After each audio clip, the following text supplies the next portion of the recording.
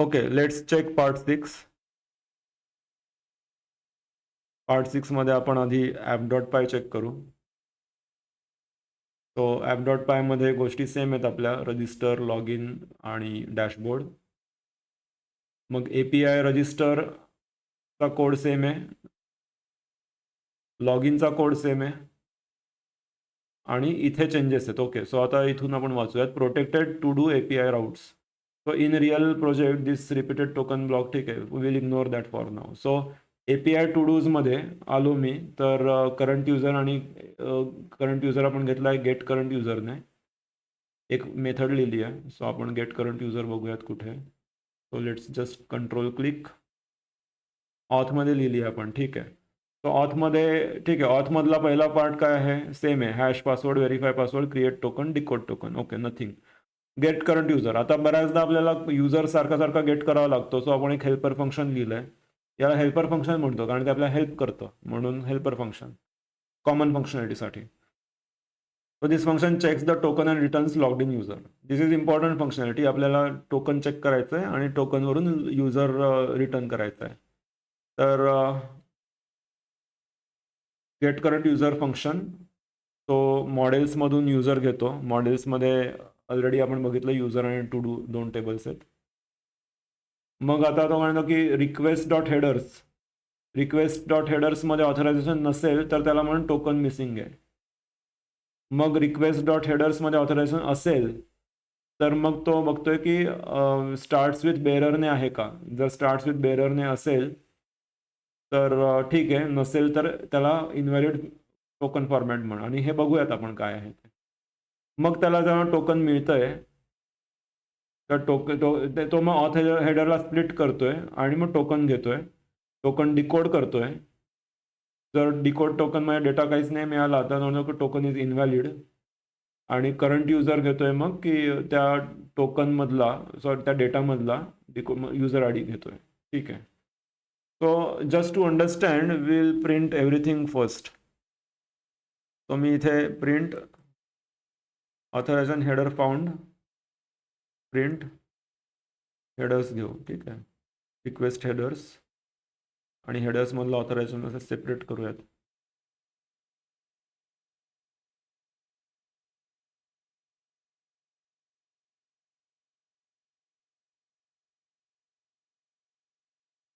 दोन लाईन्स सोडूयात. मग इथे टोकन घेऊयात. सो स्प्लिट पण बघूयात आपण. सो याला प्रिंट करू आपण, प्रिंट स्प्लिट करू, print split with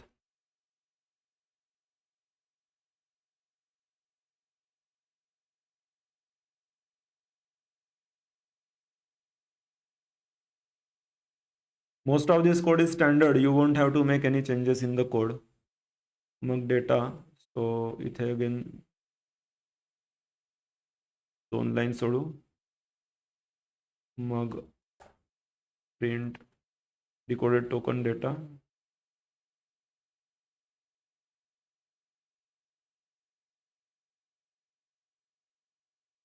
okay, I think for now this is good.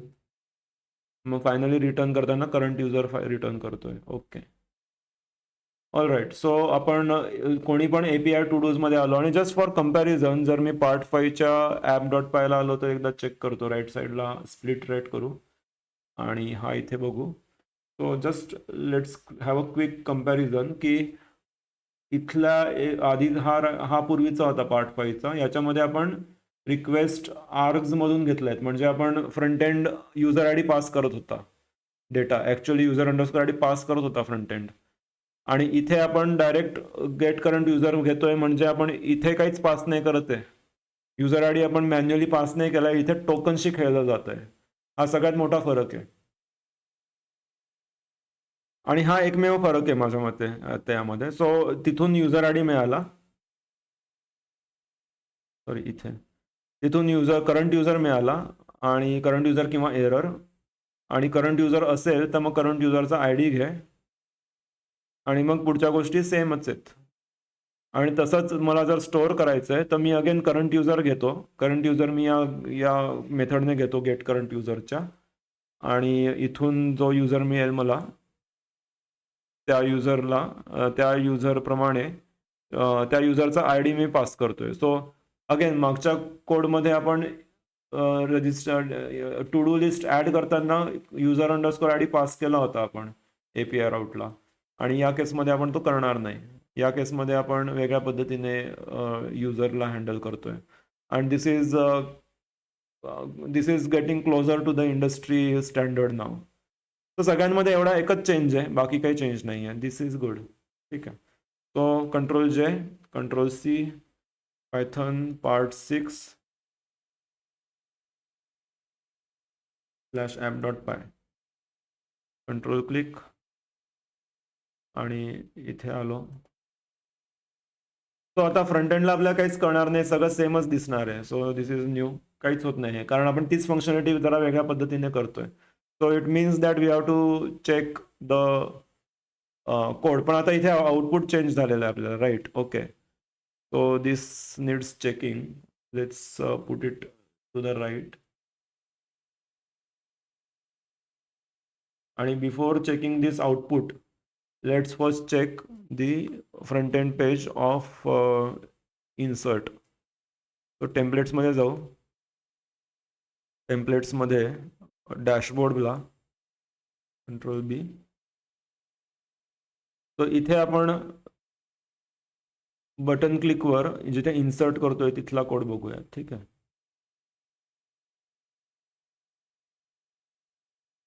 Add फॉर्मवर, राईट? सो ॲड फॉर्मवर आपण म्हणतोय, ॲड फॉर्मवर फंक्शन लिहिलंय आणि API पास करताना आपण टास्क कॉन्टेंटच केलाय, पण इथे API घेतलाय. ओके. सो हा API जो आहे it is actually this function. म्हणजे हे शॉर्टकट म्हणून हे रिपीट होतंय म्हणून हा एक वेगळा API लिहिलाय, फंक्शन लिहिलाय. तो आपण इथे हेल्पर फंक्शन तयार केलाय API नावाचा, आणि त्या फंक्शनमध्ये URL घेतली आहे, मेथड बाय डिफॉल्ट गेट ठेवली आहे, आणि ऑप्शन्स पास केलेले आहेत, ऑथरायझेशन बेअरर आणि कॉन्टेंट टाईप ॲप्लिकेशन जेसन. तो मी जेव्हा असा API कॉल करतो इथे API मध्ये API todos, so this is nothing but the usual standard implementation of fetch method. इथे आपण fetch मध्ये URL लिहिलेलं आहे. तो कोड दिसायला वेगळा आहे, but it's the same code. What we are doing is की आपण फेच मध्ये एक URL पास करतोय, एक URL कॉल करतोय, आणि काही ऑप्शन्स पास करतोय. आणि ऑप्शन्स काय आहेत ते ऑप्शन्स आपण इथे इथे लिहून ठेवलेत ऑप्शन्स. आणि ऑप्शन्समध्ये आपण म्हणतोय की हेडर्समध्ये बेरर स्पेस टोकन हे दे. ठीक आहे. If this is still a bit difficult for you to grasp, then let me just write for the sake of example. Let me copy this आणि to the ChatGPT. Let me get the standard code. आणि इथे हे होतं, right? So this above helper function is not to be used.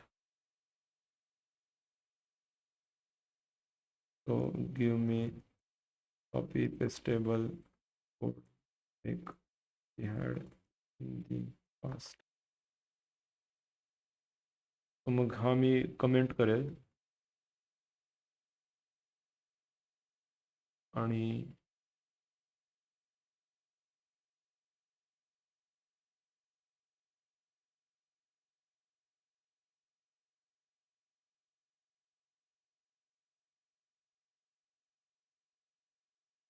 Okay. आता आपण आपल्या नेहमीच्या सिस्टममध्ये आलो. सो असा आपला रेग्युलर कोड होता. आपण टोकन घेणार लोकल स्टोरेजवरून. एक मिनिट, मला जस्ट एकदा चेक करू द्या की हा कोड चालतोय का आता, आणि मग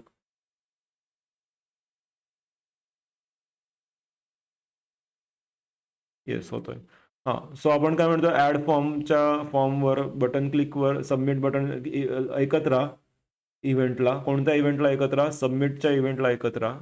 आणि तो सबमिटचा इव्हेंट आपण इथे लिहिलाय, सबमिट, आणि ॲड फॉर्म आपला हा ID झाला. त्याला ऐकत राहा, आणि क्लिक झालं तर या फंक्शनमध्ये ये. या फंक्शनमध्ये आधी तू टोकन घे युजरचं त्याच्या लोकल स्टोरेजमधून, आणि इथे आता आपण API कॉल करताना बेअररने टोकन पास करतोय. सो आपण ऑथरायझेशन लिहिलं इथे आणि बेअरर स्पेस आणि इथे टोकन देतोय आता आपण आपलं जे टोकन मिळालेलं आहे ते. आणि मागच्या चॅप्टरमध्ये ही लाईन नव्हती. If you remember it was only content type, आणि आपण फक्त चेक करत होतो की हे आहे की नाही, लोकल स्टोरेजमध्ये जो डेटा एक्झिस्ट होतो की नाही.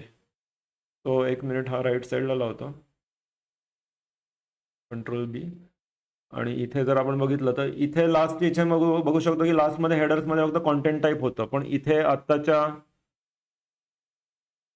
आत्ताच्या कोडमध्ये कॉन्टेंट टाईप बरोबर ऑथरायझेशन पण पास करतोय आणि आता टोकन पास करतोय. आणि this is the industry standard. This is literally what you have to do in your codes in all systems that are there.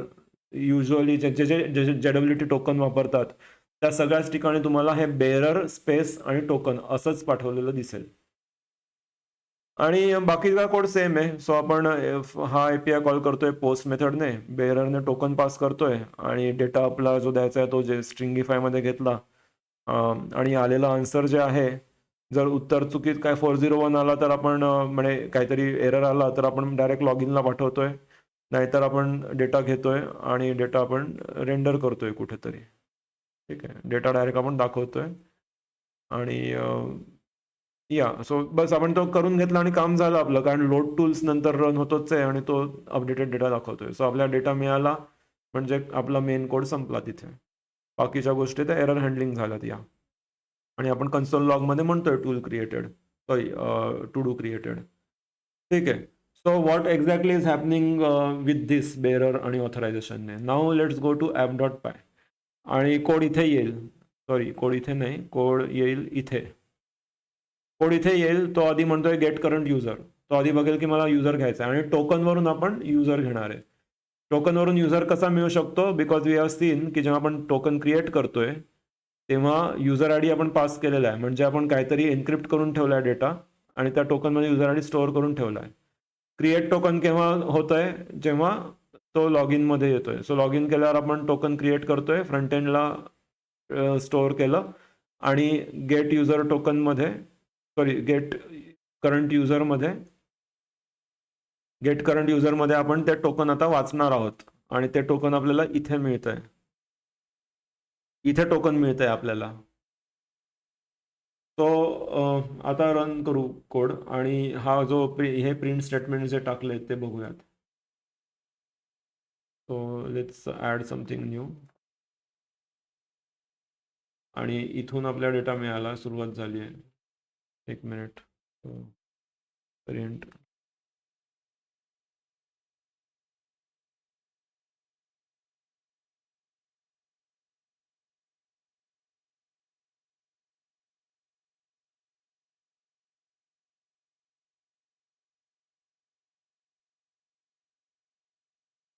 Okay, इथून सुरुवात झाली. सो आता पहिल्यांदा आपण म्हटलं ऑथरायझेशन हेडर फाउंड,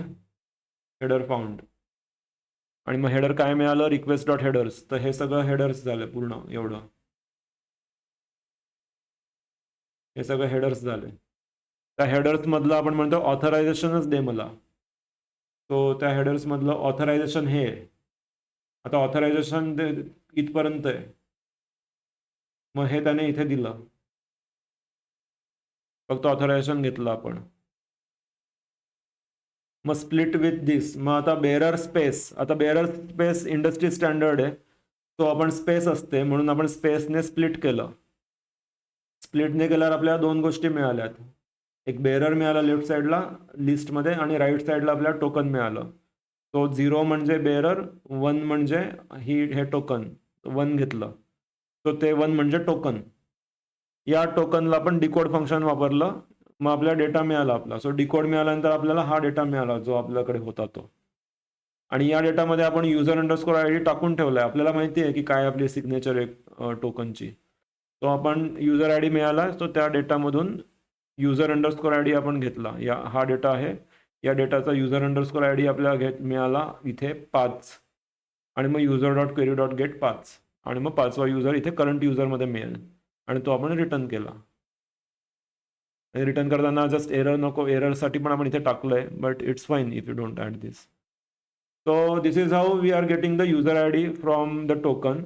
आणि this is how any request, आता कोणती पण API रिक्वेस्ट जेव्हा येईल तेव्हा कोणत्या पण API रिक्वेस्टला तुम्हाला डायरेक्ट या मेथडने चेक करता येईल की युजर कोण आहे. आणि आता हे सेम आपण पोस्टग्रेने एकदा चेक करून बघू, सॉरी पोस्टमनने चेक करून बघूयात. तो माझा सर्व्हर चालू आहे आणि आपल्याला जो आता API कॉल करतोय, अगेन वन मोर थिंग, जेव्हा इथे ॲड करतोय तेव्हा we can check in the network. इथे हे काढू आणि इथे मी ASD हे म्हटलं, सबमिट. तर टू डू मध्ये मिळतंय मला. सो टू डू मध्ये पेलोड दिसतोय आणि रिस्पॉन्स पण दिसतोय ॲडेड. तर इथे हेडर्समध्ये दिसतंय आणि हेडर्समध्ये पण ऑथरायझेशनमध्ये दिसतंय बघा आपल्या बेरर. कारण हे दिसतंय बिकॉज आपण इथून ते पास केलंय आपल्या डॅशबोर्डच्या फाईलमधून, हे इथून.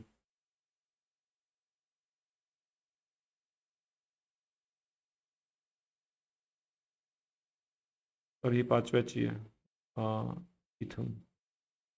तर इथे दिसतंय. जर मी इथे बेररला डबल ई दिला आणि इथे सेव्ह केलं, रन केलं आणि दिलं, आता सबमिट म्हटलं, त्याने घेतलंच नाही. पण बिकॉज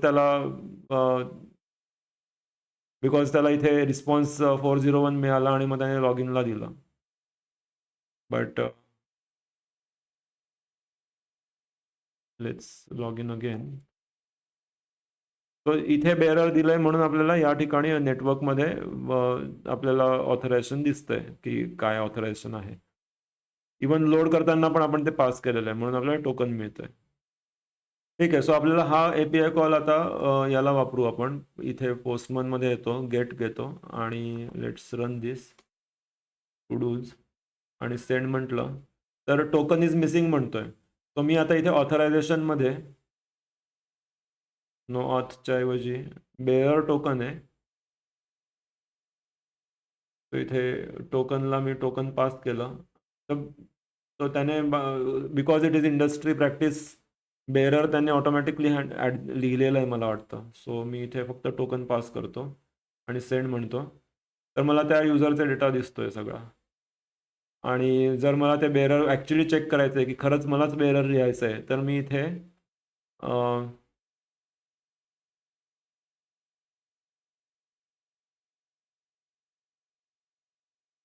बेसिक ऑथमध्ये युजर नेम दिलं यांनी. ओके, आय डोंट थिंक त्यांनी अलाउ केलं आहे ते. ऑथरायझेशनमध्ये बाय डिफॉल्ट त्यांनी बेअरर टाकलंच आहे. आय वॉन्टेड टू शो की मी स्वतः लिहिलं तर कसं होतं. सो तुम्हाला ते बेअरर टाईप करावं लागेल टेक्निकली असं. आणि हेच जर मला कर्ल रिक्वेस्टने करायचं असेल तर मग मी हेच घेऊयात आणि कर्ल रिक्वेस्टने बघूयात. Okay, so give curl request to check to check the to do items. Screenshot टाकतो for Windows CMD command line.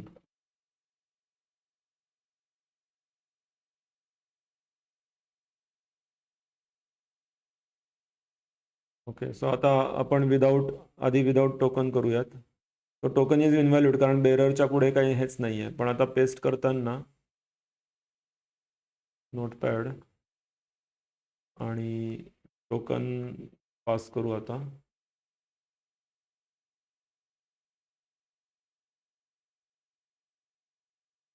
आणि इथे बेररच्या पुढे एक स्पेस द्यावी लागणार आणि टोकन पास केला, कॉपी, Ctrl+V, पेस्ट आणि आपल्याला त्या युजरचे डेटा दिसतोय. आणि बिकॉज ऑफ पायथन रनिंग आहे आपला, so you can see that मी आता इथे परत रन केलं तर हे बदलेल. It is because Python is listening, our server is continuously listening to दिस.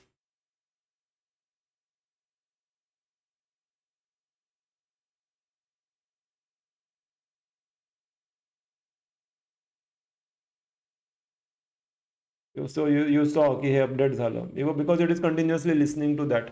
आणि जर मी टोकन दुसऱ्या युजरचा टाकला आता, सो फ्रंट एंडला आपला हा युजर आहे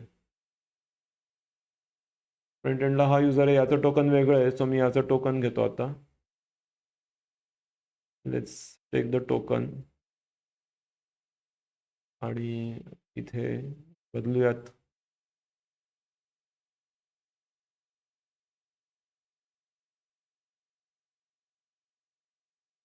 आणि राईट साईडला ते पण बघू.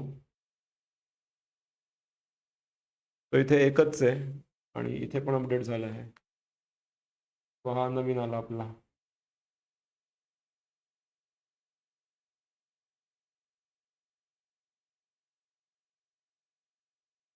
Yes. So this is how we can test it with curl आणि postman, and the key learning is that bearer is passed b capital space आणि मग टोकन राहतं, and you are always decoding the token. आणि याच्यासाठी अजून सोप्या libraries आहेत, ते आपण पुढच्या ऑथेंटिकेशनच्या चॅप्टर्समध्ये बघूयात. पण in terms of structurally this is how it happens की तो ऑथरायझेशनमधून डेटा घेतो, टोकन घेतो, टोकन डिकोड करतो आणि मग युजर गेट होतो. So this is a secured way आणि फक्त आपल्याला आपल्या फ्रंट एंडचा ॲक्सेस आहे. आणि टोकन कोणाला मिळालं पण चुकून तरी त्याला बॅकएंडमध्ये त्याच्याकडे आपली सिक्रेट की नाही आहे जी आपल्याकडे आहे फ्लास्कची secret key. So nobody can hack get the value actually of that token from, I mean, convert that token into a user.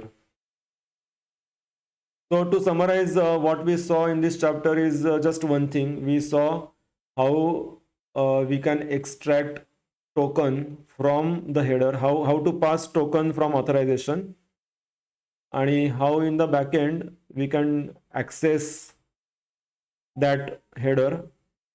आणि मग त्या हेडरमधून आपण टोकन कसा घेणार आणि टोकन डिकोड कसा करणार आणि त्यावरून युजर कसा घेणार. आणि मग Wien you get that user you keep the code clean आणि इथे तुमच्याकडे करंट युजर येतो. करंट युजर हा ऑब्जेक्ट आला आणि मग तुम्ही टाईप युअर टिपिकल कोड. आणि this is a common function. तुम्हाला सगळ्याच API कॉल्सला जिथे जिथे युजर लागणार आहे तिथे तिथे तुमची पहिली लाईन अशी असेल की get current user. There are multiple ways to do so. आणि पुढे जाऊन डेकोरेटर नावाची कॉन्सेप्ट येईल जिथे आपण जर असं लिहिलं टोकन अंडरस्कोर रिक्वायर्ड त्या याला, तर मग ही लाईन निघून जाईल आणि डायरेक्ट टोकन रिक्वायर्ड एवढंच लागेल. असं पण करता येतं. But it's fine, as in both of the job is same. It just that की लाईन्स कमी होतील कोडच्या किंवा हे फंक्शन कॉल करायची गरज नाही पडणार. But otherwise behind the scenes तुम्ही असं घ्या की तुम्ही इथे ॲट टोकन रिक्वायर्ड असं लिहा, ते सेमच काम करणार आहे बॅकग्राऊंडला. It makes no difference. So yes, that was part 6. Do play around. प्रत्येक वेळी कन्सोल लॉग आणि प्रिंट स्टेटमेंट देऊन समजून घ्या. आणि this is the highlight in a way. This is how you have to kind of do your capstone project की जिकडे तुम्ही फ्रंट एंडमधून टोकन घेतायत आणि ते पास करतायत बॅकएंडला आणि बॅकएंड त्या टोकनवरून युजर घेतोय आणि मग तुमचे नेहमीचे ऑपरेशन्स चालत आहेत.